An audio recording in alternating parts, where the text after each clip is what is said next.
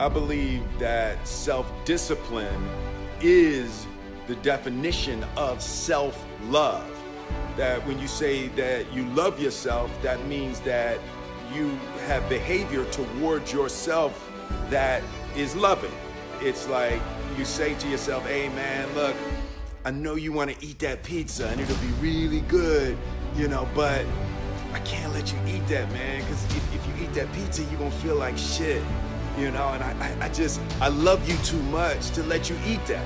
And I think the word discipline has kind of gotten a bad name. We think about it in terms of punishment. I'm not talking about discipline in that way. I'm talking about discipline in the sense that you forego immediate pleasure for the exchange of long-term self-respect. Self-love is, hey, look, I know you got a test on Monday, and I know you really want to go out with your friends. It's Saturday night, you want to go out, but if you fail that test, you're not going to feel good about yourself. I love you too much to let you go out tonight. Self-discipline is self-love. If you want to be happy, you have to love yourself, which means you have to discipline your behavior. The road to sustained happiness is through disciplining your behavior. And I learned very young from my parents, absolutely, that you don't try to build a wall. You don't set out to build a wall. You don't say, I'm going to build the biggest, baddest, greatest wall that's ever been built. You don't start there. You say, I'm going to lay this brick as perfectly as a brick can be laid. There will not be one brick on the face of the earth that's going to be laid better than this brick that I'm going to lay in this next 10 minutes. Yeah. And you do that every single day. And soon you have a wall. And I think psychologically, the advantage that gives me over a lot of people that I have been in competition with in different situations is it's difficult to take the first step when you look how big the task is. The task is never huge to me. It's always one brick. Me too. Greatness is not this wonderful, esoteric, elusive, God-like feature that only the special among us will ever taste. It's something that truly exists in all of us. It's very simple. This is what I believe, and I'm willing to die for it. Period.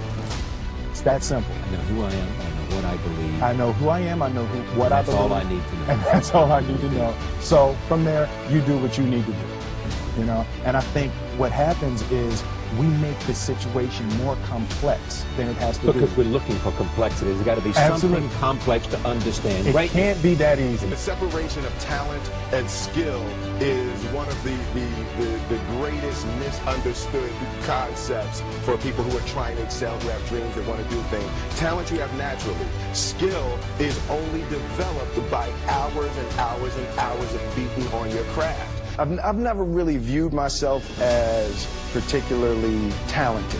Where I excel is ridiculous, sickening work ethic. While the other guy's sleeping, I'm working. While the other guy's eating, I'm working. There's no easy way around it. No matter how talented you are, your talent is going to fail you if you're not skilled. If you don't study, if you don't work really hard and dedicate yourself to being better every single day. If there was one concept that I would suggest to people to take a daily confrontation with, is fear.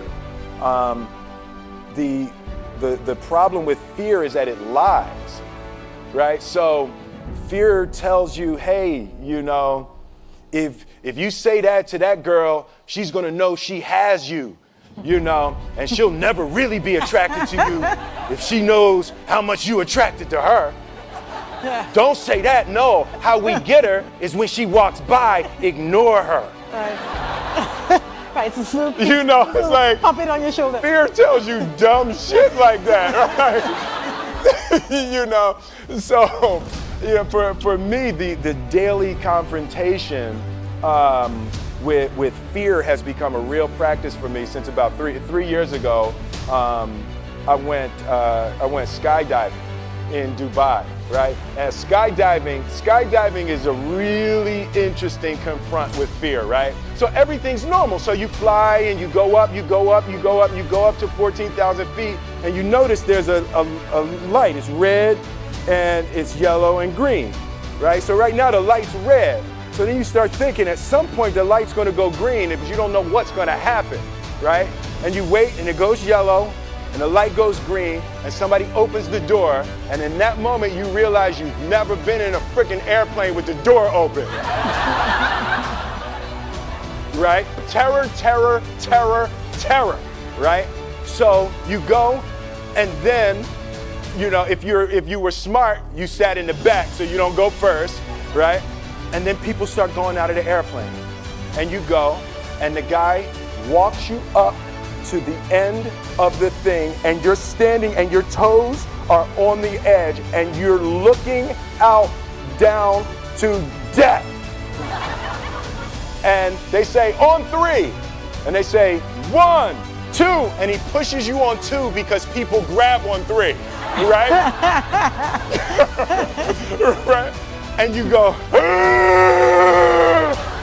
and you fall out of the airplane, and in 1 second, you realize that it's the most blissful experience of your life. You're flying, right? It doesn't feel like falling, right? It's like you actually are kind of held a little bit by the wind, and then you start falling, and there's zero fear. You realize that the point of maximum danger is the point of minimum fear.